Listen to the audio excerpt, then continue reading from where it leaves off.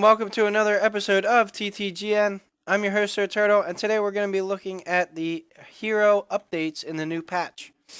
Starting out with Abathur, and we'll work our way down all the way to Zeratul.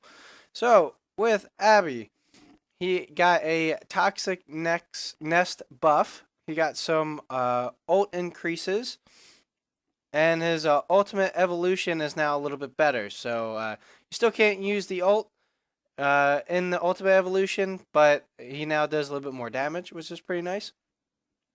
Asmodan's Dunk is now capped at 500 damage with the talent Taste for Blood. Diablo has a better Lightning Breath and the cooldown on has a cooldown on Apocalypse, which is pretty nice. ETC has a new ability, Hardened Shield, at level 20, so it makes him a little bit more tanky.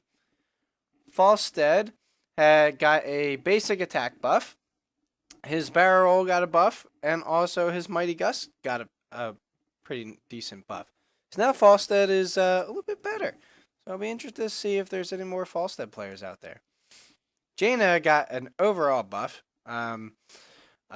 with everything. She got Arcane Power, which is a generic ability that's going to be added, but now it's only available on Jaina.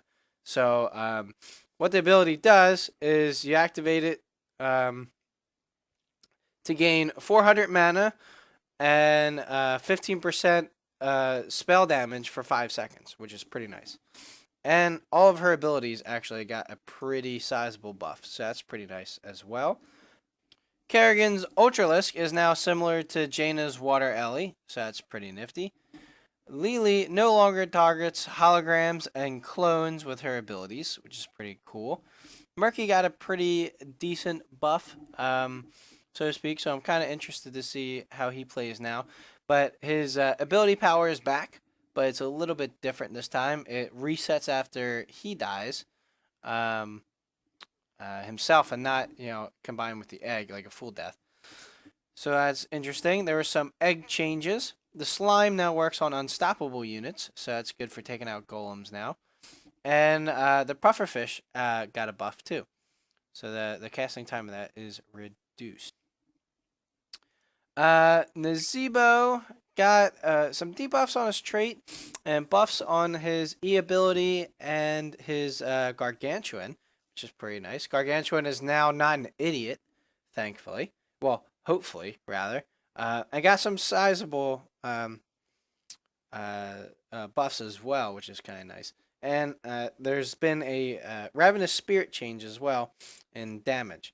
So that's pretty interesting. Raynor just got a basic attack buff, nothing special. Sergeant Hammer is now less of a quote-unquote tank. She got a health debuff, so she's a little bit more squishy. Sonya got a buff, but it's not a huge buff. I don't really play Sonya that much, so I don't really know how well this will affect her play, but she can now use some other abilities when using Whirlwind, which is pretty nice. Stitches got some debuffs. His Slam got a buff, and his Gorge got a debuff. And Putrid Bile now gives a buff as well. Tassadar's Force Wall has got a buff, which is pretty nice. I don't see a lot of people playing it, mainly because I don't think the meta really calls for it that much. Archon is just so much better. But I would like to see some Force Wall plays every now and then. The Lost Vikings got some talents moved around and a longboat buff. Or a debuff, rather. Where they do a little bit less damage with their ship there. Thrall got a pretty good overhaul. He got a healing buff, and he got slight debuffs, in my opinion, on his abilities. It cost a little bit more mana, but give a little bit more in return. So maybe that'll balance out. So I'm not really sure if that's a buff or a debuff. But it seems pretty interesting with Thralls. Tychus, nothing really happened with Tychus except some renames of some abilities. Tyrande got a huge buff, and I'm so happy that now she can actually be a healer. So they got rid of some talents. They increased a little bit of her hunter's mark, her trait. Her Q got a buff, so now she can actually heal more, which is excellent. And maybe it's worth getting some of the talents for it.